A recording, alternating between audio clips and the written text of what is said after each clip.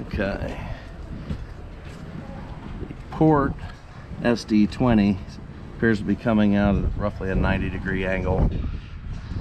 I don't know if it'll pick up on camera, but well, I can kind of see it.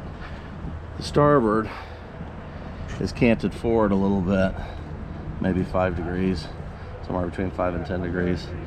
And just wanted to see if I can find an answer to that.